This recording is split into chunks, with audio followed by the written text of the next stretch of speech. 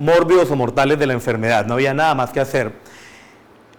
Antes de 1943, personas sabias vieron cómo el sol, por ejemplo, tenía impactos positivos en los pacientes, y había pacientes que tenían incluso resolución espontánea de la enfermedad, y eso que vieron hace mucho tiempo esas personas con respecto a sol y tuberculosis, ahora lo conocemos un poquito mejor, ya tenemos algunos indicios de que la vitamina D tiene que ver mucho con el efecto inmunomodulador en tuberculosis, y al final de la charla les voy a mostrar el primer estudio de vitamina D con efectos positivos en desenlaces duros en pacientes con tuberculosis. Entonces, en 1943 el doctor Wassman descubre la streptomicina y descubre las propiedades farmacológicas de este antibiótico para tratamiento de la enfermedad. Entonces empezaron a tratar a todo ese poco de pacientes, y de primera instancia vieron que los pacientes de alguna u otra manera se curaban de la enfermedad, pero con el tiempo empezaron a ver que no todos los pacientes se curaban y que algunos de esos pacientes tenían recaídas de la enfermedad. Tuvo que transcurrir aproximadamente unos 2 o 3 años para darse cuenta que la razón por la cual los pacientes recaían o no se curaban era porque desafortunadamente estaban utilizando monoterapia. Es decir, el bacilo de la tuberculosis fácilmente hacía resistencia a esta molécula, que era la única que se disponía en ese tiempo, y era imposible predecir qué era lo que iba a suceder. Entonces, ¿qué vieron ellos? Que los que se curaban eran las personas que tenían enfermedad extrapulmonar, es decir, aquellos que tenían inóculos bacterianos bajos. Ustedes saben que cuando hablamos de tuberculosis, cuando hablamos de pulmón y hablamos de cavitación, todo lo que está en ese contexto indica gran carga bacilar, probablemente baciloscopías positivas, y probablemente dificultades con respecto a los desenlaces del paciente.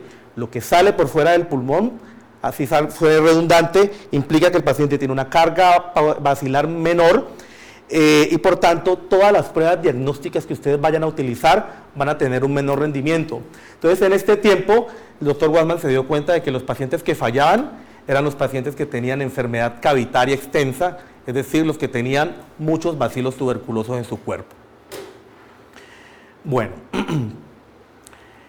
en 1946 se hizo el primer estudio randomizado, entonces se encontró lo que les estoy mencionando de la resistencia a la streptomicina.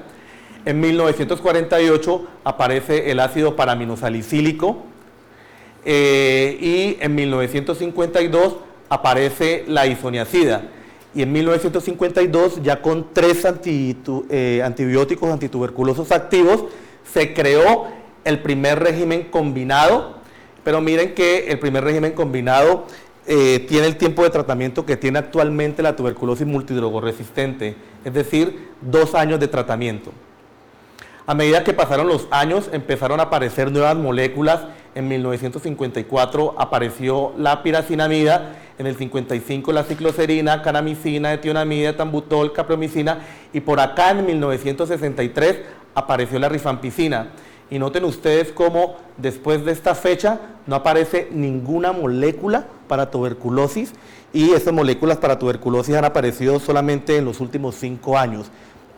Entonces, de aquí a acá no hubo nada de investigación en tuberculosis, absolutamente nada.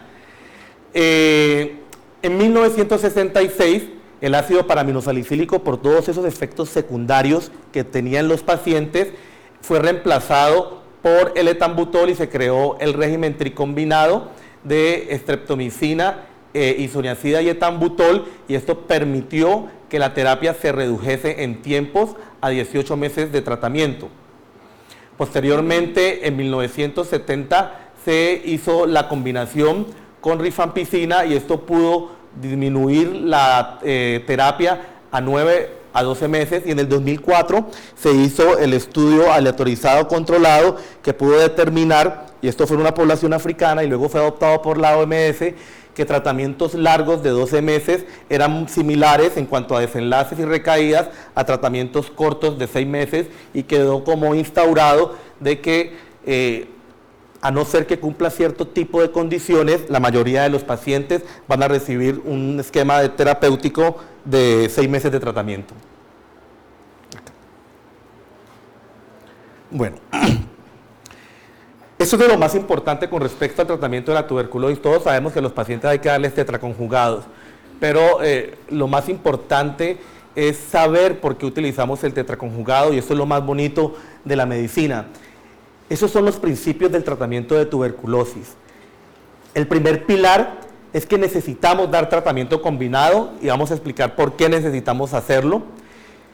Que aparte de dar tratamiento combinado, necesitamos dar esos medicamentos por mucho tiempo para evitar que el paciente recaiga de la enfermedad, y también vamos a explicar por qué damos esto. Y el tercero es que tenemos que tener presente los efectos secundarios. Los antituberculosos son medicamentos que desafortunadamente tienen un margen terapéutico muy estrecho y fácilmente pasan de lo farmacéutico, farmacológico, a lo tóxico y peligroso. Entonces, cuando formulamos este tipo de medicamentos, estas consideraciones son las que tenemos que tener en cuenta. ¿Por qué damos tratamiento combinado? Básicamente damos tratamiento combinado, y esto ustedes lo van a ver tanto para bacterias, para virus, para parásitos y para hongos, para evitar que estos elementos patógenos desarrollen resistencia a los medicamentos que estamos utilizando. Entonces les voy a poner un ejemplo, les voy a sacar de tuberculosis. En VIH utilizamos tratamiento combinado, utilizamos un pilar de 3 tratamientos. En ciertas enfermedades fúngicas como Cryptococcus meningia, utilizamos anfotericina y fluconazol. Probablemente en aspergilosis, cuando salgan los estudios, y en mucormicosis, vamos a utilizar tratamientos combinados de quinocandinas con anfotericina. En bacterias, en multidrogoresistencia, combinamos 2 o 3 antibióticos.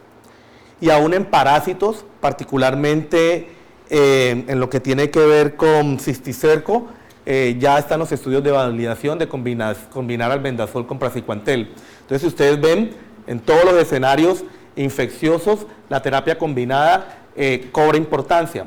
En micobacterias no es la excepción. Entonces, con respecto a esa inducción de resistencia, ustedes tienen que entender que existen unos mecanismos de resistencia que son innatos, inherentes o intrínsecos, es decir, que la bacteria nace con esos mecanismos de resistencia, y hay otros mecanismos de resistencia que las bacterias adquieren a medida que pasa el tiempo. Entonces, Mycobacterium tuberculosis es un bicho complicado de tratar. ¿Por qué? Porque tiene unos mecanismos de resistencia intrínseco que hacen que la mayoría de los antibióticos que utilizamos convencionalmente para el resto de las bacterias piógenas no sirva. Entonces, el primero de ellos es que Mycobacterium tuberculosis, su conformación estructural es a base de ácido micólico, que es diferente al peptidoglicano o al resto de los elementos que tienen las bacterias gram positivas o gram negativas convencionales. Y este ácido micólico hace que Mycobacterium tuberculosis sea impermeable a la mayoría de los antibióticos que usamos rutinariamente para el manejo de infecciones normales en pacientes. Entonces, ya ven que la primera barrera que tienen los antibióticos es que no pueden pasar. Todos estos estudios de resistencia no se han hecho en Mycobacterium tuberculosis, se han hecho en una especie que se llama Mycobacterium smegmatis, que es el que más problemas de resistencia ofrece a la hora de tratar. La otra cosa importante es que Mycobacterium tuberculosis expresa los sistemas de flujo o los sistemas de multieflujo, que son unas proteínas que tiene el Mycobacterium tuberculosis, que hace que cuando el antibiótico, si por alguna razón llega a entrar, las mismas bombas de expulsión empiezan a sacar el antibiótico. Eso también la tienen las bacterias piógenas y los mecanismos son similares. Y para este mecanismo, entonces, aplican antibióticos como las quinolonas, las tetraciclinas y los aminoglucósidos. Aparte de ese ácido micólico, él tiene una porina mutada. La porina es una proteína que se encuentra en las membranas o en las paredes de las bacterias y que es la que le permite la entrada a ciertas moléculas, particularmente los betalactámicos, porque el betalactámico no puede difundir libremente entre las paredes y membranas de la célula bacteriana. Entonces, el Mycobacterium tiene la posibilidad de mutar esta porina y hace que todos los betalactámicos, en teoría, sea poco útil para el tratamiento de este tipo de infecciones. Pero ustedes no ven que se trate rutinariamente con ceftriaxona, cefepime, trionan a este tipo de enfermedades, no sirve. Y aparte de eso, como si fuera poco, el Mycobacterium tiene la posibilidad de producir beta-lactamasa. Puede producir penicilinasas, cefalosporinasas y otro tipo de enzimas que de alguna u otra forma hace efecto sinérgico con esta porina, entonces de alguna u otra forma entonces todos estos betalactámicos quedan anulados. Entonces esto es lo que tiene intrínsecamente el Mycobacterium tuberculosis para evitar que nosotros usemos los antibióticos convencionales. Pero más importante que esa resistencia innata que tiene Mycobacterium tuberculosis está esta resistencia adquirida, y esta resistencia adquirida es la que creamos nosotros. La resistencia adquirida es que Mycobacterium tuberculosis tiene la capacidad de ir mutando cromosomalmente e ir aprendiendo de los errores que cometemos nosotros con respecto a la formulación de los pacientes. Entonces, entiendan a Mycobacterium tuberculosis como un microorganismo que, igual que el VIH, él tiene la capacidad de mutar su cromosoma y defenderse de alguna manera ante el estímulo agresor que le estamos dando nosotros, que en este caso son los antituberculosos. Cuando formulamos de manera inadecuada un antituberculoso, Mycobacterium aprende de eso y empieza a mutar. Y esas mutaciones las empieza a hacer dependiendo de X o N cantidad de ciclos replicativos de Mycobacterium. Es decir, cada cantidad o cada N cantidad de ciclos replicativos, Mycobacterium tuberculosis tiene la capacidad de mutar. Es muy parecido a lo que pasa en VIH, y ustedes saben que VIH tiene la capacidad de ir mutando a medida que se va replicando.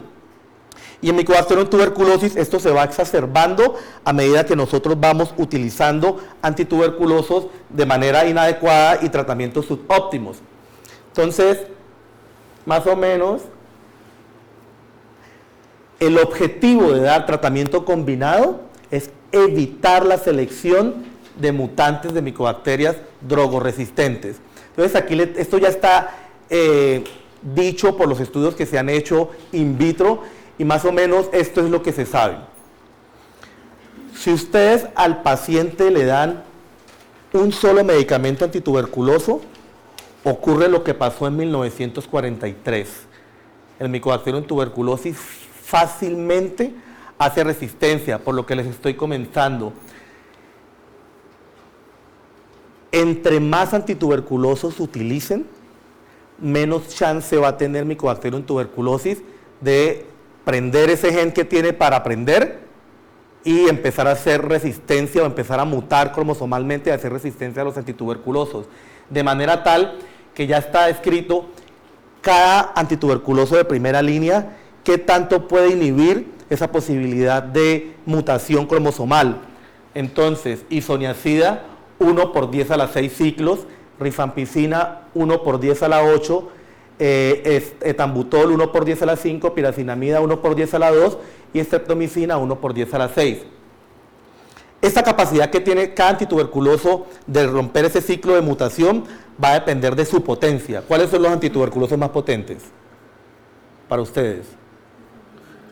Eso, rifampicina y isoniazida. Por eso esos dos medicamentos son los que van a tener más impacto sobre esta situación en Mycobacterium tuberculosis. Y por eso ustedes ven, bueno, aparte de otras cosas, que son los antituberculosos que se van a utilizar durante todo el tratamiento del paciente, si es sensible, obviamente, el tratamiento.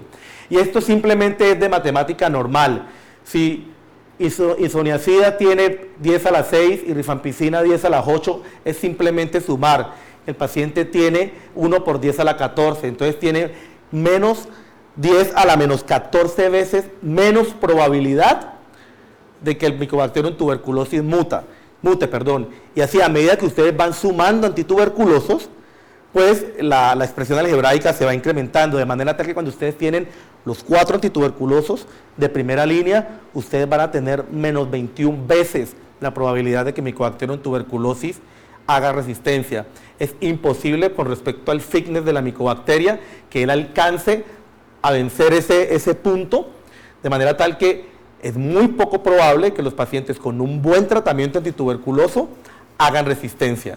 Si hace resistencia porque el paciente no se toma la medicación, formulamos dosis inadecuadas, suspendió y reinició, o en el caso que vamos a ver ahora, el 1% de pacientes que a pesar de que nosotros hacemos todo, recaen.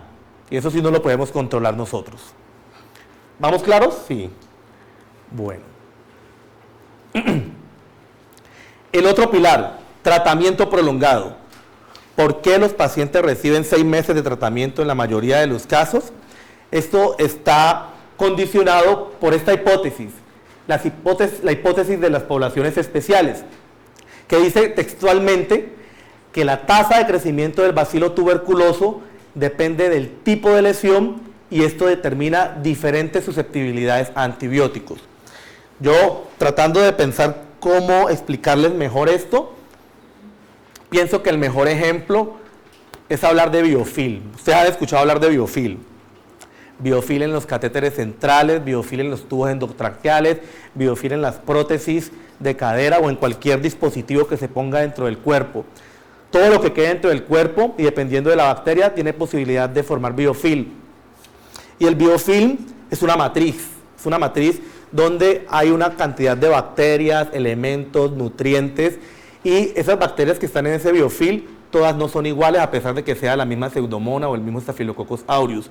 Son microorganismos que son metabólicamente diferentes. Y son metabólicamente diferentes porque en cada estrato del biofilm hay condiciones diferentes y la célula se va adaptando a esa situación. Entonces lo mismo pasa en tuberculosis. Cuando ustedes tienen un paciente con tuberculosis pulmonar, que es el ejemplo más importante, tuberculosis pulmonar, ustedes ven que los pacientes que tienen tuberculosis pulmonar y que tienen cavitaciones grandes, lo que se sabe es que en esas cavitaciones está Mycobacterium tuberculosis, pero hay unas subpoblaciones de micobacterias. Y afortunado o desafortunadamente, cada población de micobacterias es atacada por 1 o 2 antituberculosos específicos. Entonces, aparte de lo que les mencioné hace algunos momentos con respecto a lo de las mutaciones, los antituberculosos tienen una acción específica sobre cada grupo poblacional de las cavitaciones que hay en el pulmón en un paciente con TB cavitada. Entonces, en la cavitación grande, en la parte externa, van a encontrar en ese granuloma caseoso muchas micobacterias intracelulares o extracelulares de rápido crecimiento. Es decir, que ese ácido micólico constantemente se está produciendo. Estas micobacterias son las que se encuentran directamente relacionadas con el proceso de contagio del paciente y son las que en la fase de inducción pues deben desaparecer para que el paciente deje de ser contagioso. En teoría, estas bacterias de crecimiento rápido necesitan antibióticos que sean altamente bactericidas y el antibiótico prototipo para ese tipo de bacterias o micobacterias es la isoniazida. Entonces, la isoniazida es el antituberculoso que elimina todas estas bacterias que están en esa matriz externa. Después de esa matriz externa, ustedes van a encontrar una cavitación y en esa cavitación va a haber un pH ácido. En ese pH ácido van a haber unas bacterias que van a estar semidurmientes, no van a estar totalmente dormidas, van a estar semidurmientes y por estar en ese medio ácido hay pocos medicamentos que funcionan en medio ácido. Por ejemplo, los aminoglucósidos se inactivan cuando los pH son ácidos, o sea, cuando los pH son bajos. Asimismo, el resto de los antituberculosos, el único medicamento que tiene la posibilidad de eliminar estas micobacterias que están en esa caverna, en ese medio ácido, es la piracinamida, precisamente porque su mecanismo de acción tiene que ver con ese medio ácido, ahorita lo vamos a ver. De manera tal que para eliminar a esas bacterias necesitamos la piracinamida. Y la rifampicina es el medicamento 1A o el medicamento ideal para eliminar esas bacterias semidurmientes que quedan residuales después de que el paciente se le ha dado un buen tratamiento de primera línea en fase intensiva. Estas bacterias que eliminan la rifampicina son las bacterias que potencialmente podrían causar recaídas en caso tal de que el tratamiento antituberculoso no sea de forma adecuada.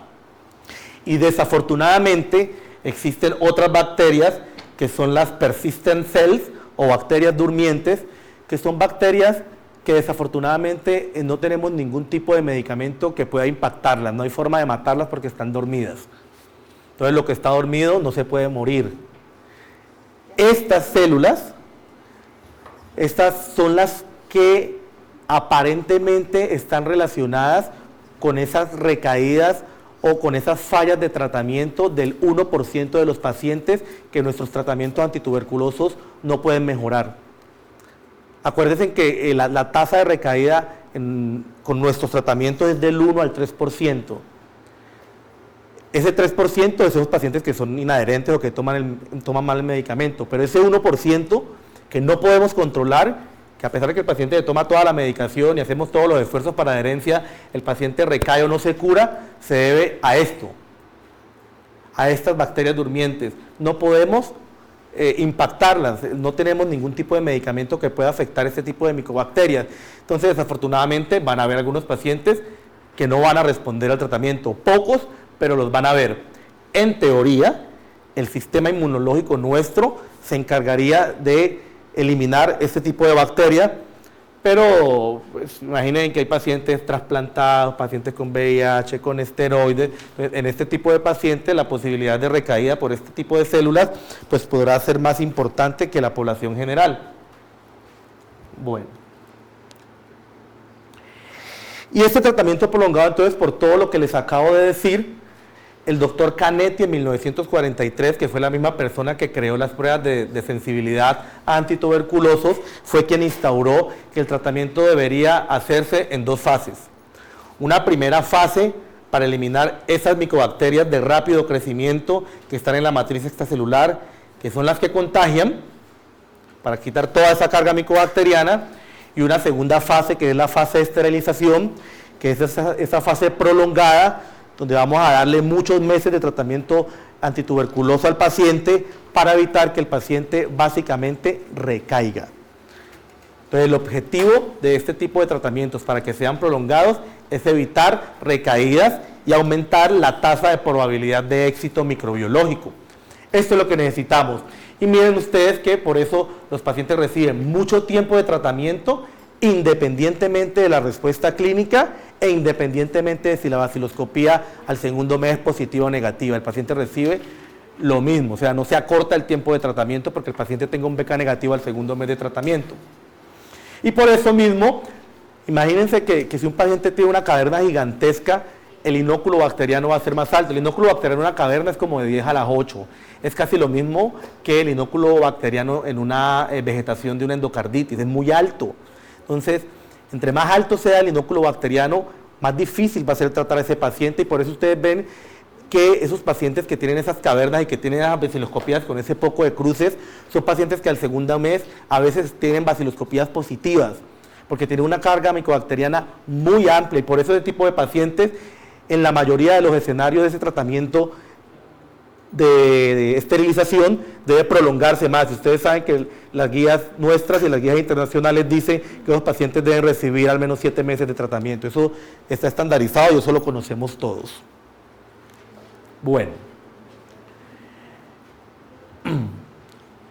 Y ya cuando el paciente entra en esa fase de esterilización, ¿por qué no dar los antituberculosos todos los días?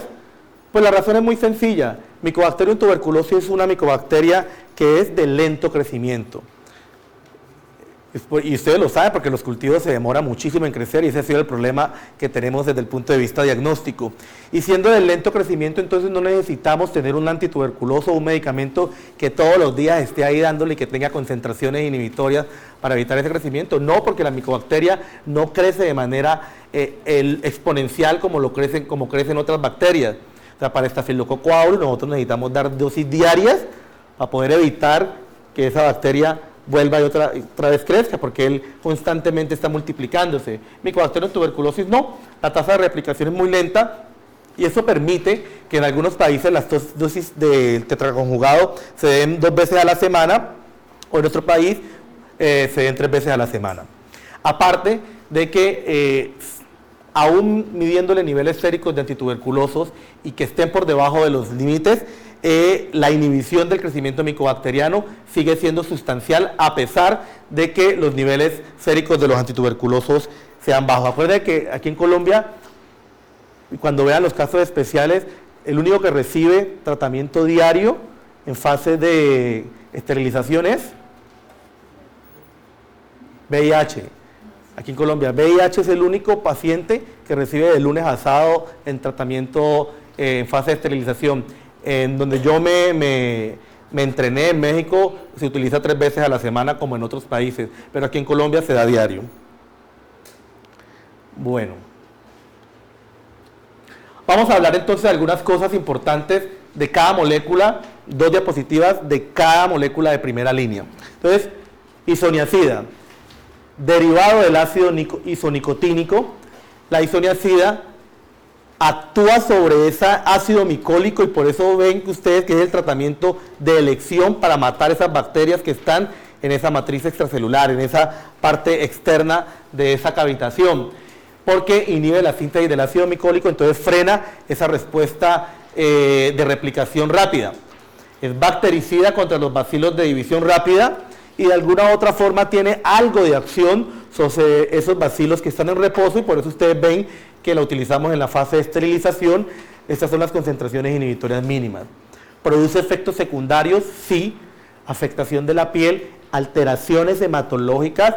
He visto unos cuantos pacientes que hacen pancitopenia por isoniazida, hepatitis, ictericia, dolores articulares y esta neuritis periférica, a pesar de que lo conocemos, lo sabemos, que ocurre, siguen llegando pacientes en tratamientos para tuberculosis latente y para tratamiento de tuberculosis como tal, sin el suplemento con la piridoxina, teniendo presente que sí ocurre la neuritis por isoniazida, es una condición que es frecuente, particularmente en los pacientes que genéticamente son esos metabolizadores lentos, en pacientes que tienen anemias, en pacientes cirróticos y en pacientes desnutridos.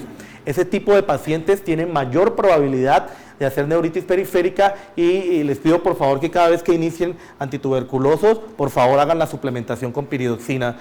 La neuritis posterior es bien incapacitante para el paciente. Bueno, isoniazida es una prodroga. Entonces, para que funcione isoniazida, necesita que una enzima la convierta en el metabolito activo para que pueda funcionar.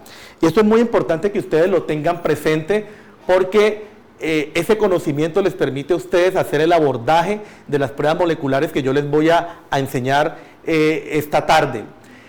Entonces, estos son los genes donde están determinadas las mutaciones de resistencia a isoniazida por parte de Mycobacterium tuberculosis. Los 4 más importantes. De estos 4, los que están en rojo son los más importantes y cada uno tiene un significado diferente. El CAT-G es la parte de la micobacteria que codifica para la producción de la enzima catalasa peroxidasa. Y la catalasa peroxidasa es la que convierte la isoniazida a metabolito activo. Si la micobacteria tiene mutado el CAT-G, entonces la catalasa peroxidasa no va a funcionar. Y si no funciona, entonces ¿qué pasa? Isoniazida no sirve. Isoniazida no sirve, no importa cuánta dosis le den, isoniazida no va a convertirse y no va a poder eliminar Mycobacterium tuberculosis. Diferente a INHA, que es el otro gen de resistencia, que no tiene nada que ver con mutación S315T, sino que afecta más que todo esta enzima, pero INHA, la resistencia se puede vencer aumentando la dosis de isoniazida. Y esto es muy importante en tuberculosis multidrogoresistente porque teóricamente y clínicamente hemos visto cómo los pacientes con dosis altas de isoniazida de 900 miligramos al día se incluye como esquema de tratamiento efectivo para estos pacientes, pero tengan mucho cuidado, y ahorita cuando veamos la parte molecular lo discutimos, que cuando hay INHA hay resistencia cruzada a etionamida. Cuando hay CAT-G no hay resistencia cruzada a etionamida. Eso es importante tenerlo presente porque en tuberculosis MDR aquí en Colombia, cuando hay MDR, es decir, cuando hay resistencia a rifampicina y hay resistencia a isoniazida, parece ser que la prevalencia de resistencia a isoniazida está por este CAT-G. Pero eso no lo podemos determinar bien, a no ser que tengamos una prueba molecular o una prueba de susceptibilidad antituberculosos que nos diga que efectivamente es resistente en su totalidad a la isoniazida. Esto lo vamos a ver ahorita con más detalle. La rifampicina, en pocas palabras, es un antibiótico que bloquea la parte de ácidos nucleicos y por eso es tan importante a la hora de eliminar esas bacterias que están durmientes, porque es la única dentro de los antituberculosos que tenemos que tiene ese mecanismo de acción. Y su importancia es que bloquea los primeros pasos de síntesis de proteína y por eso es tan importante. No tiene nada que ver con la replicación de la célula en cuanto a la pared o la estructura molecular, nada que ver. Por eso es tan importante a la hora de eliminar estas células. Fiebre, erupción, hepatitis, síndrome Light, trastornos gastrointestinales son los efectos secundarios más importantes y desde el punto de vista molecular, esto es lo que se ve con rifampicina.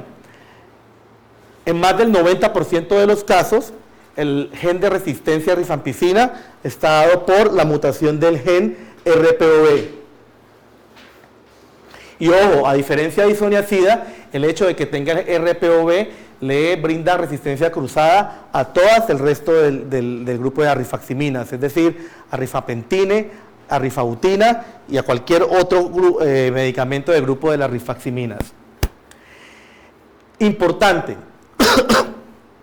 en Colombia, en Perú y en otros países que tienen una prevalencia importante de tuberculosis MDR, el hecho de encontrar RPOB es un marcador de resistencia a otro tipo de antituberculosos. ¿A cuáles? Particularmente a streptomicina y particularmente a isoniazida. Entonces, resistencia a rifampicina en el escenario clínico y epidemiológico apropiado va de la mano de otras resistencias. Piracinamida. Piracinamida, al igual que la isoniazida, es una prodroga, es decir, necesita también de la acción de una enzima para que sea totalmente activa.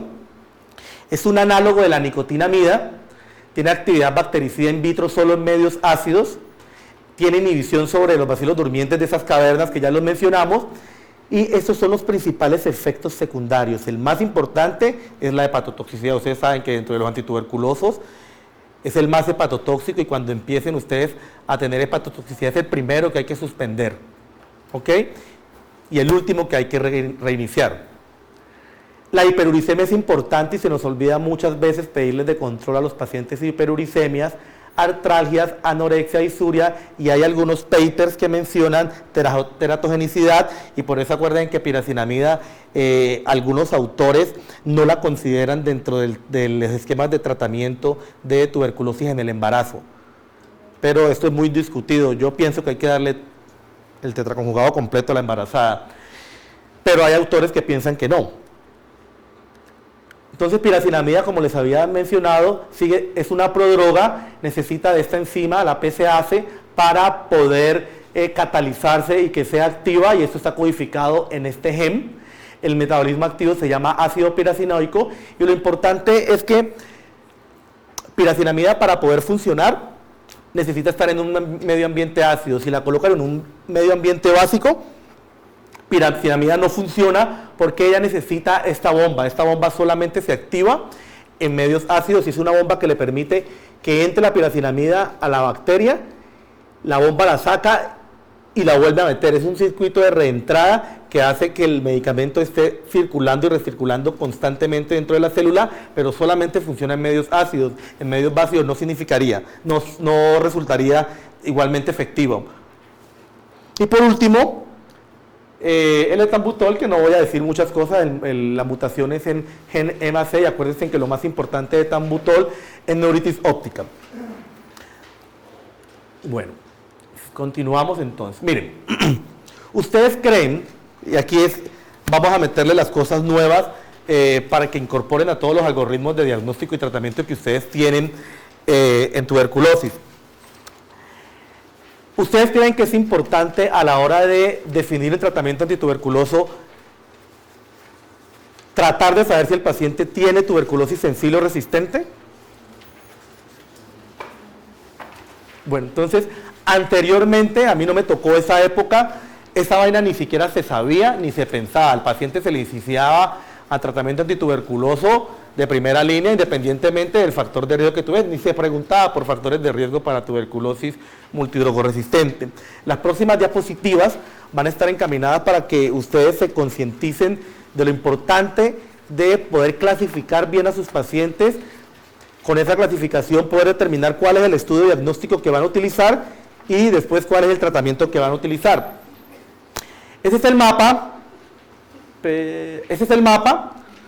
de incidencia de tuberculosis multidrogoresistencia. Ustedes ven que hay diferentes colores en cada latitud, en cada continente. Miren ustedes que Colombia se encuentra en la franja verde, donde en teoría, en casos incidentes, es decir, en casos nuevos diagnosticados de tuberculosis, MDR, y MDR, recuerden qué es. ¿Cuál es MDR? ¿Y multidrogoresistencia es qué? ¿A qué antituberculosos? Eso. Entonces, MDR es isoniazida y rifampicina. Todo lo que se salga de ahí no es MDR. O sea, ustedes tienen isoniazida y piracinamida, ¿es MDR? No, no es MDR. Eso se llama multiresistencia. Entonces, ustedes pueden tener monoresistencia a isoniazida, rifampicina, piracinamida, multiresistencia y multidrogoresistencia, que es isoniazida y rifampicina. Entonces, esto es multidrogoresistencia. Entonces, Colombia tiene menos del 3% de los casos diagnosticados en Colombia son tuberculosis multidrogoresistentes. Pero miren cómo poblaciones muy cercanas a Colombia, específicamente Perú, tiene tasas de incidencia que llegan al 6% y hasta más. Perú tiene poblaciones que llegan al 10% de tuberculosis multidrogoresistente. Entonces, entenderán ustedes que si un paciente de 110 van a tener tuberculosis multidrogoresistente, la forma de diagnosticar tuberculosis deberá ser diferente a un país donde, por ejemplo, en Canadá, uno de quién sabe cuánto, 50, 30 va a tener tuberculosis multidrogoresistente. Entonces, la forma de hacer diagnóstico va a ser diferente. En uno, es importante diagnosticar tuberculosis y muy importante saber si la tuberculosis es sensible o resistente, y en el otro, probablemente es importante saber que tienen tuberculosis, pero ellos no le van a prestar importancia a tuberculosis resistente porque no la tienen. Entonces, empecemos a hablar sobre eso. Hay otros países, por ejemplo acá en Rusia, donde, aunque parece increíble, el 26% de los casos nuevos son resistentes a isoniazida y rifampicina. China, por ejemplo, es el país que más casos aporta de tuberculosis multidrogoresistente si toman en cuenta los datos generales. Entonces, miren, en Colombia han hecho 2 estudios de sensibilidad y resistencia a antituberculosos, uno muy viejo y este es el más reciente que se hizo entre el 2004 y el 2005. Entonces, ustedes aquí van a ver que las resistencias y sensibilidades van a depender de si los pacientes son nuevos a tratamiento antituberculoso o si ya han recibido tratamiento antituberculoso. ¿En quiénes creen ustedes que hay mayor probabilidad de resistencia? ¿En los nuevos o en los que ya recibieron tratamiento? Los que ya recibieron tratamiento. Entonces ustedes acá van a ver que todas las tasas de resistencia van a ser superiores. Entonces, ¿qué es importante de esta diapositiva? Que pasemos a la otra, a ver, un momentico. Que por ejemplo, miren, etambutol en Colombia, como tal, nosotros no tenemos problema con etambutol. Etambutol es un antituberculoso que prácticamente no tiene resistencias en Colombia. Por eso debe estar etambutol integrado en el manejo de los pacientes con tuberculosis. Un dato, en otros países, los pacientes no necesitan utilizar 4 antituberculosos. En otros países donde las leyes dicen que al paciente se le toma la vaciloscopía y se le toma el cultivo de una y le hacen pruebas de susceptibilidad, ellos inician con 4 antituberculosos y luego cuando se dan cuenta de que todos son sensibles, ellos sacan uno de los antituberculosos en la primera línea y ese antituberculoso es el etambutol. Apréndanse, el etambutol se incluye en los esquemas de tratamiento para tuberculosis cuando y solo cuando la resistencia a isoniazida en ese país o en ese territorio es mayor del 4%. Nosotros, vamos a ver si por aquí está, no está, nosotros tenemos una tasa de resistencia a isoniazida global y general del 7%. Por eso nuestros esquemas de tratamiento incluyen etambutol durante todos los 2 meses de tratamiento de primera línea. En otros países lo que hacen es darle 4, esperan el cultivo de susceptibilidad, si es Sentilax todo, le quita el etambutol y queda con isoniazida, rifampicina y piracinamida por los 2 meses y luego con isoniazida y rifampicina por el resto de los 4 meses. Nosotros, por tener esa tasa alta de resistencia, tenemos que utilizar etambutol dentro del esquema. Y nos resulta muy favorable porque etambutol prácticamente no tiene resistencia. Streptomicina.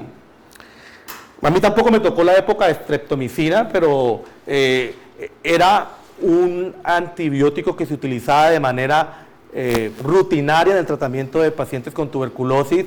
Incluso cuando veamos la parte ya dinámica del tratamiento de tuberculosis, van a ver cómo se utilizaba como segundo esquema en los pacientes que se retrataban cuando los pacientes hacían recaídas. Pero desafortunadamente la tasa de resistencia a streptomicina en nuestro país es muy alta. Y de esos pacientes que tienen resistencia a streptomicina, el 70% van a tener también resistencia a isoniazida. Entonces, eso tienen que tenerlo en cuenta. Etambutol va, streptomicina no va. Y ustedes no van a ver ningún paciente actualmente tratado con streptomicina en nuestro país. Y lo más importante entonces de esto es, miren, la tasa de multidrogoresistencia, o sea, isoniazida, rifampicina, en los pacientes que han recibido tratamiento antituberculoso, miren, tan alta, 31%.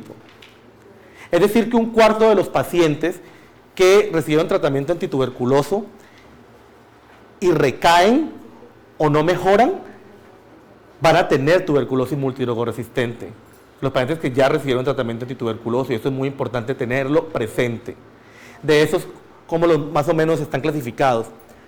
La mitad son las personas que no mejoran al principio del tratamiento cuando ustedes le empiezan a dar antituberculoso y el paciente sigue con fiebre, sigue con hemoptisis, sigue perdiendo peso. Entonces la mitad van a ser esos.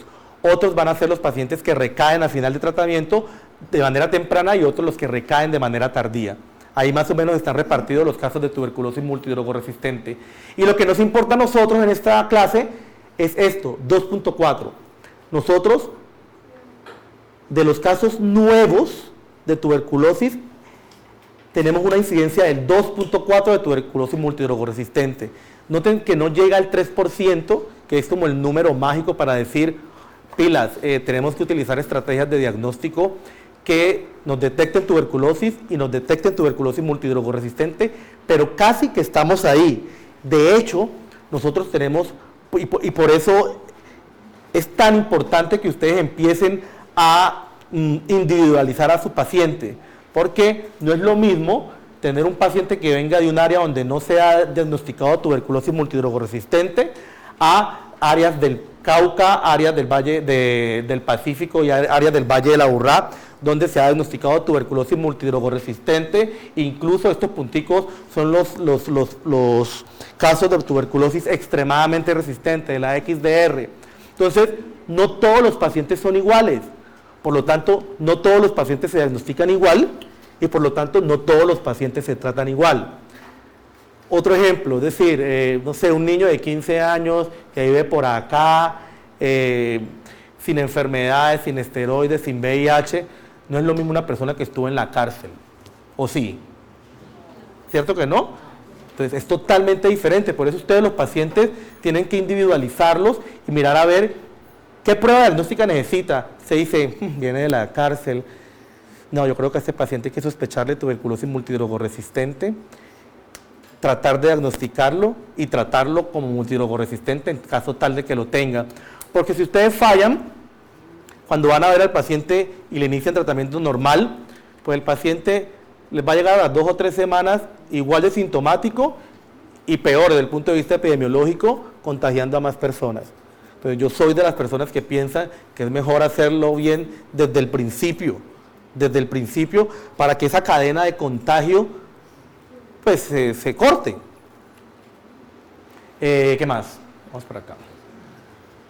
Bueno, entonces ya me habían dicho de que ustedes habían tenido una charla de microbiología y yo les voy a afianzar esa charla de microbiología y esto es el abrebocas para que ustedes entiendan lo que el doctor Martínez les va a explicar con respecto a tuberculosis multidrogoresistente. O sea, les debieron haber explicado que nosotros anteriormente teníamos medios sólidos para hacer cultivos de Mycobacterium tuberculosis con Lowenstein-Jensen o medios de Ogawa, que es lo que tenemos en Colombia. En esos medios es donde se hacen las pruebas de susceptibilidad antituberculosos o lo que se llama DST. Hay tres formas de hacerlo. Estos tres métodos son los que existen y el que más se ha utilizado es el método de las proporciones que creó el doctor Canetti en 1943. ¿Y qué es lo que hace el método de las proporciones? Es tratar de definir el porcentaje de micobacterias sensibles o resistentes a un antituberculoso dado a diferentes concentraciones. Entonces, más o menos es esto. Se hace una dilución del inóculo de Mycobacterium tuberculosis. Con esta dilución se inocula en un frasco que no tiene antibióticos y en otros frascos que sí tienen antibióticos. La persona tiene que estar entrenada, es una cosa que es muy complicada de hacer, es muy compleja de hacer, y de manera cuantitativa empiezan a comparar si crece o no crece comparado con el frasco que no tenía antibiótico. Y empiezan a determinar por porcentaje si es mayor o menor del 1%. Si es mayor del 1%, entonces esa cepa se escribe o se dice que es resistente a ese antibiótico, a esa concentración. ¿Cuál es el problema de esta vaina? Ustedes les enseñaron lo de sensibilidades de la baciloscopía y todo eso, ¿cierto? ¿Cuál es el problema del cultivo? El cultivo tiene una mayor sensibilidad que la baciloscopía porque él alcanza a detectar 10 a la 1 o 10 a la 2 micobacterias, ¿no? El problema es que los medios sólidos se tardan mucho. Entonces ustedes cuando le toman una muestra de esputo a un paciente y la cultivan, entonces tienen que esperar 2, 3, 4, 5, 6 o 8 semanas para que crezca. Entonces, una vez que crece, entonces dicen, es Mycobacterium tuberculosis. Y desafortunadamente, para saber la sensibilidad a los antituberculosos, hay que resembrarla y esperar que crezca o que no crezca en presencia de los antituberculosos. O sea que de manera práctica, una prueba de sensibilidad se demora como 2 o 3 meses para que ustedes tengan el resultado. 2 o 3 meses que los pacientes no pueden esperar, porque bueno, sí hay pacientes con tuberculosis que están con tuberculosis, pero están ahí ambulatorios, pero están ahí diseminando la enfermedad, pegándosela a niños, a viejitos. Entonces, no podemos darnos el lujo de esperar tanto tiempo para poder impactar a estos pacientes. Por eso se han creado otros métodos alternativos, algunos muy sencillos y algunos muy complicados. Los métodos automatizados, la OMS lo ha promulgado. La Secretaría de Salud tiene, cierto tipo de instituciones en la ciudad lo tienen. Y básicamente es, ¿ustedes conocen los frascos de hemocultivos? ¿Conocen las máquinas de donde se procesan los hemocultivos? Bueno, es esto. El más difundido se llama Becton Dickinson, que es este que promueve Becton Dickinson, y el Becton Dickinson es una máquina, y en esa máquina se meten unas botellitas que son parecidas a los frascos de hemocultivos, solamente que en esa botellita hay un medio de cultivo específico para Mycobacterium tuberculosis, que en este caso se llama Middlebrook. Entonces al paciente se le saca la muestra de esputo donde quieran. Hay algunas muestras que no sirven, hagamos que sea de esputo, se hace la homogenización y se cultiva en esa botella y se mete al aparato. Y el aparato, de igual manera que como lo hacen los frascos de hemocultivos, empieza a detectar el consumo de oxígeno de la micobacteria. Y cuando llega a un nivel X, pita. Y no va a pitar un hongo, ni va a pitar un estafilococo aureus, va a pitar micobacteria, porque es un medio selectivo para micobacterias. Entonces ya se sabe por lo menos que pitó. ¿Qué es importante entonces? Que la sensibilidad de los cultivos líquidos aparentemente es mayor que los cultivos sólidos y la incrementa entre un 10 o un 15%. ¿Qué es lo ideal? Utilizar las dos formas, cultivarlo en medio sólido y cultivarlo en medio líquido. La tasa de recuperación utilizando ambos métodos complementarios es del 95%. El tiempo de detección en la mayoría de las series es más rápido. Ustedes tienen que entender que todo lo que tiene que ver con diagnóstico de tuberculosis depende del inóculo bacteriano. Si un paciente tiene mucho inóculo bacteriano, la baciloscopía es positiva, o sea que baciloscopía es igual a inóculo bacteriano alto, y por ende el tiempo en que se dice que es positivo por cualquiera de las pruebas que ustedes quieran utilizar va a ser más corto. Por eso ustedes van a ver que en tuberculosis meningia, donde casi todas las baciloscopías son negativas, los tiempos de reporte de los cultivos de alguna u otra forma va a ser más prolongado, porque todas son muestras pausivasulares. Pocas micobacterias se encuentran en líquido cefalorraquídeo. ¿Qué más decimos del MIGIT? 45 días se demora el tiempo de incubación máximo para que se deseche la muestra. La Secretaría de Salud los tiene, entonces sí lo pueden utilizar en caso tal de que lo necesiten. MOPS. A mí me gusta mucho el MOPS, que es más o menos, en inglés, para traducirlo, como observación microscópica de Mycobacterium tuberculosis resistente. Miren cómo es de sencillo. El MOPS, por cierto, vale $2 el kit del MOPS. El frasco de hemocultivo vale $45. El MOPS es como un panel, y en cada panel hay un poco de pocitos. Y en esos pocitos hay el mismo medio de cultivo, el Middlebrook. Entonces, lo que hace es colocar la muestra de lo que vayan a colocar en cada pocito, y en un pocito está solamente el medio de cultivo, y en los otros pocitos está isoniazida, piracinamida, todos los antituberculosos. Entonces, lo que hacen es tapar el MOPS, claro, lo hace una persona pues protegiéndose para la parte de aerosoles, la tapa y la mete en una vaina plástica parecida al Ziploc que utilizan para las comidas, y luego lo ponen a incubar, y cada 24 horas empiezan a ver qué es lo que pasa. Utilizan un microscopio que no es el microscopio convencional, sino un microscopio de luz invertida, que es el mismo microscopio que utilizan para ver las espiroquetas, o sea, para hacer los campos oscuros. Y esto es lo que ven, estas estructuras. Esto se ha denominado por la literatura factor cordón o cordon factor. Y ese crecimiento es altamente sensible de que hay tuberculosis. Entonces ustedes en muy poco tiempo pueden determinar, 1, si hay tuberculosis, y 2, si hay tuberculosis sensible o resistente. Se me había olvidado decirle, este de acá, el Bactec, ustedes pueden también meter el frasquito del hemocultivo solo con la micobacteria, y vienen unos frasquitos también con isoniazida, rifampicina, piracinamida y etambutol, de manera tal que cuando pita, ya ustedes saben que es Mycobacterium tuberculosis y que es sensible o resistente a los antituberculosos. Por eso estas técnicas son las que deberían utilizarse de manera rutinaria en el diagnóstico de los pacientes con tuberculosis, para saber qué es lo que tiene, y que tienen que ser complementarias a los medios sólidos. ¿Por qué? Porque en el medio sólido usted puede ver la colonia, ¿no? Y hay características específicas que las personas en el laboratorio ya saben que puede ser Mycobacterium tuberculosis. En los otros no se puede ver las colonias. Bueno, les voy a mostrar el estudio de validación del MOPS para que vean. Este fue un artículo que se publicó en el New England Journal en el 2006, y este artículo mostró cómo era la sensibilidad del MOPS en pacientes que tenían tuberculosis pulmonar y que utilizaron todas las pruebas diagnósticas que ustedes conocen para diagnóstico de tuberculosis. Miren, la baciloscopía, esta es la sensibilidad real de la baciloscopía. La baciloscopía tiene una sensibilidad menor del 50%, a pesar de que es lo que tenemos a la mano, no es la prueba diagnóstica gold estándar para hacer diagnóstico de tuberculosis, y menos en el paciente con VIH. La sensibilidad es menor del 50%. Miren que en este estudio fue solamente del 37%.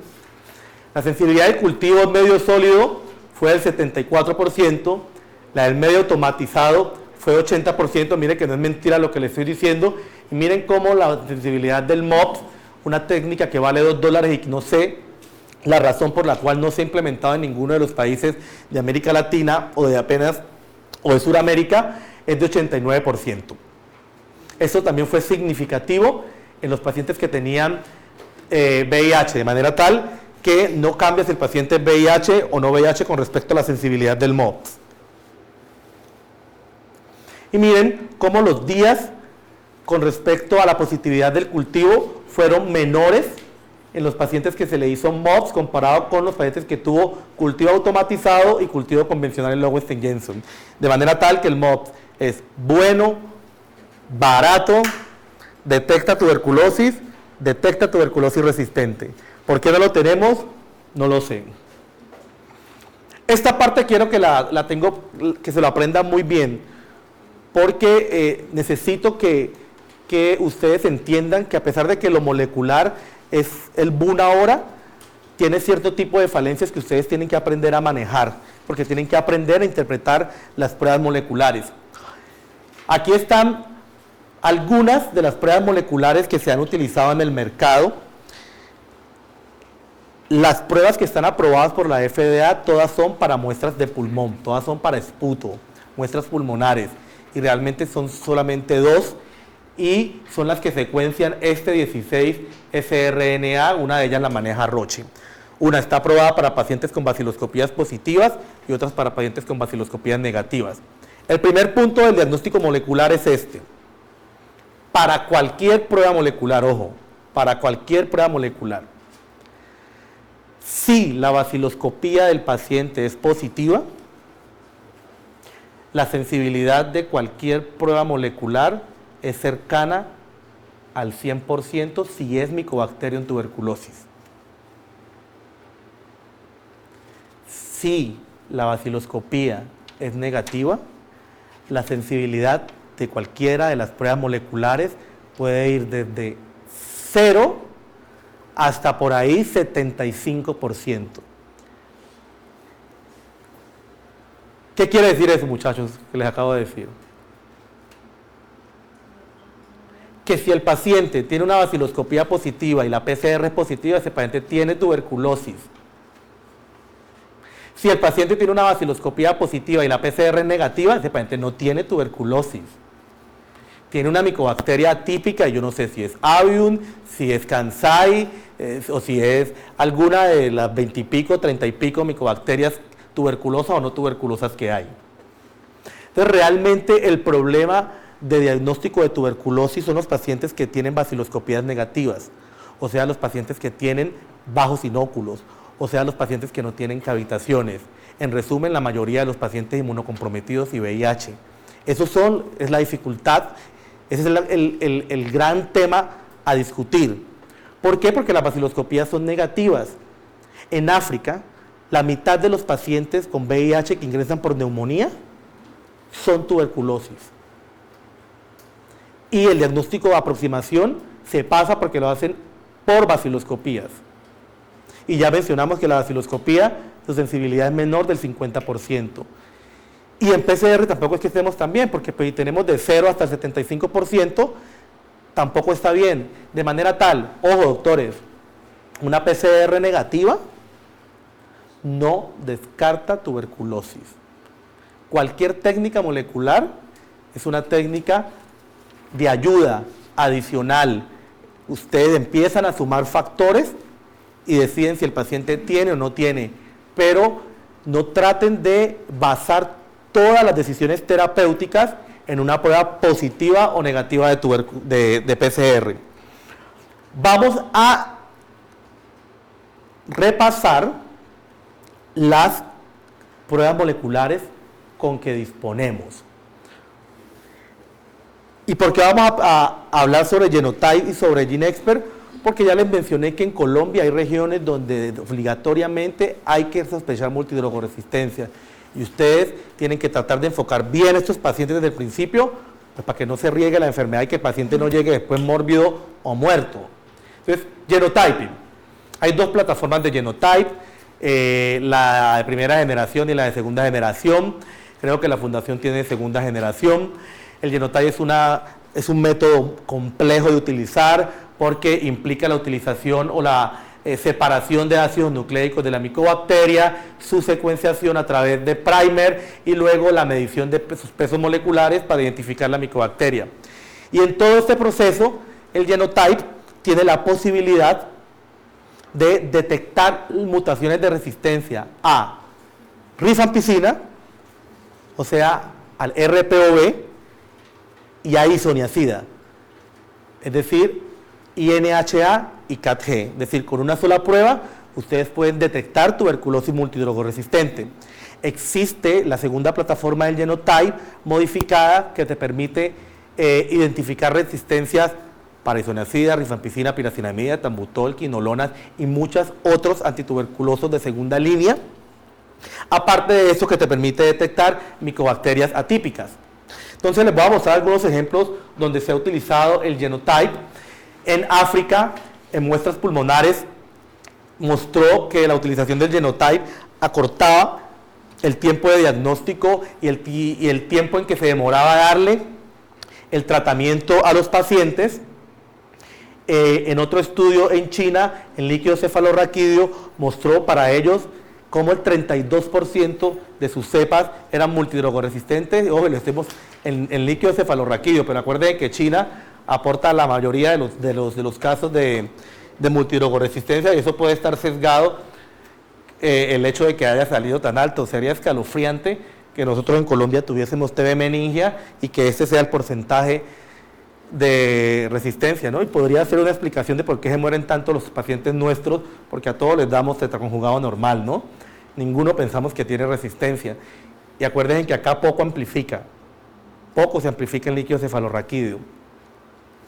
Bueno, miren, este estudio es un estudio brasilero que se hizo multicéntrico, randomizado y todas esas cosas de aleatorización y doble ciego, donde ellos querían mostrar las ventajas de la plataforma 2 del Genotype en cuanto a sensibilidad para diagnóstico de tuberculosis y de micobacterias no tuberculosas.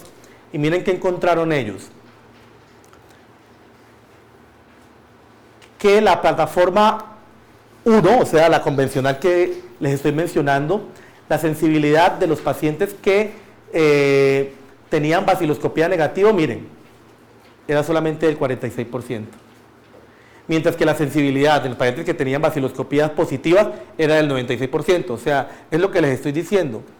El problema de las pruebas o de todo lo que tiene que ver con tuberculosis son los pacientes que son baciloscópicos negativos, donde la sensibilidad de las pruebas moleculares, mire, es del 46% para el Genotype. Pero miren cómo aumenta la sensibilidad cuando se utilizó el Genotype de segunda generación, es decir, es uno más avanzado, es mucho mejor, detecta otras micobacterias y aparentemente su sensibilidad es mejor en pacientes con muestras respiratorias con baciloscopías negativos. Alcanzó un 75%. Un 75%, que es casi la sensibilidad que tienen los GeneXpert en las mismas muestras pulmonares, pero que ahora con estos estudios es que nos damos cuenta que ahorita podrían ser equiparables. A ver, la Secretaría de Salud, hasta según entiendo lo que me había dicho el doctor Martínez, es que el Genotype solamente lo estaba procesando en pacientes que tenían baciloscopías positivas. Sin embargo, con esto quiero decirles que el Genotype también se puede utilizar en pacientes que tienen baciloscopías negativas e incluso se puede utilizar en cierto tipo de muestras distintas que ahorita cuando veamos el GeneXpert les voy a mostrar. En conclusión del estudio, se identifica resistencia isonicida. Entonces miren, esto es muy importante. El GeneXpert es una prueba molecular que vamos a ver ahorita, pero que solamente detecta resistencia a rifampicina. El Genotype es una prueba molecular que, pues, teóricamente te mide resistencia para todo. Entonces, hay quienes piensan, y yo estoy en esa corriente, que a veces cuando utilizamos el GeneXpert estamos supradiagnosticando tuberculosis multidrogoresistente. Porque ya les dije ahora que resistencia a rifampicina va de la mano a otras resistencias, particularmente isoniazida. Pero ¿qué tal que no? ¿Qué tal que el paciente tenga una monoresistencia a rifampicina? Y nosotros asumamos, porque le hacemos un GeneXpert que sale resistencia a rifampicina, que tiene multidrogoresistencia, pero que finalmente el paciente tiene una monoresistencia. Entonces, hay quienes piensan que estas pruebas de GeneXpert deben complementarse con Genotypes precisamente para evitar esto, porque la resistencia a rifampicina no predice de forma certera la resistencia a isoniazida. Y puede ser tan alta como del 40%, como tan baja en el 11%. Por eso yo les digo, hay que tratar de ver su paciente para ver qué tipo de riesgo tiene de tener MDR. Ejemplo, ¿quién tiene más riesgo? El paciente que se está tratando y no mejora, o un paciente que viene de nuevo y ustedes le van a iniciar tratamiento antituberculoso. El que está tratándose, ¿cierto? Entonces, en ese paciente, si ustedes le hacen un GeneXpert, probablemente el paciente va a tener una MDR. Entonces no va a necesitar utilizar otra prueba molecular para confirmar eso. Sin embargo, en el otro paciente, si ustedes quieren saberlo, preferiría que utilizaran un genotype donde no deje duda de que definitivamente el paciente, por si le sale resistente a rifampicina, pues diga si es sensible o es resistente a isoniazida. Porque si ustedes a un paciente le hacen una prueba molecular, un expert, y no tiene factores de riesgo, y si le sale resistencia a rifampicina, ¿ustedes qué hacen? La respuesta yo no la sé. Yo no sé la respuesta porque si usted es un paciente que no tiene factores de riesgo para tuberculosis MDR, le piden un GeneXpert y el GeneXpert sale positivo para rifampicina, la verdad, yo no sé si el paciente es monoresistente a rifampicina o tiene tuberculosis MDR. En el mejor de los casos, yo le pediría un genotype para confirmarlo. Entonces, a eso les digo, por eso les digo que lo nuevo que llega molecularmente tienen que incorporarlo a los conocimientos que ustedes tienen para que puedan hacer el empalme y poder individualizar a sus pacientes, porque no todos los pacientes se van a tratar con el mismo antituberculoso. Bueno, y finalmente el GeneXpert. Esta vaina es muy fácil de hacer, es una máquina que no necesita nada, solamente tiene un paso manual, que es el de homogenización de la muestra. Ese se mete en un cartucho, ese cartucho se mete en esa máquina y esa máquina en 2 horas dice si el paciente tiene Mycobacterium tuberculosis y si Mycobacterium tuberculosis es resistente a rifampicina. Ya, breve. Esta prueba se hizo para muestras de esputo, o sea que ustedes pueden utilizarlo y ojo, en los países africanos utilizan GeneXpert en esputo para determinar rápidamente si el paciente tiene tuberculosis o no. Ahora les voy a mostrar dónde utilizamos el GeneXpert y dónde no utilizamos GeneXpert para que ustedes con sus pacientes sepan en dónde lo van a utilizar. Este estudio es español y nos muestra las sensibilidades en muestras pulmonares y las sensibilidades del GeneXpert en muestras extrapulmonares. Extrapulmonar en pericardio, pleura, ganglio, lo que quieran.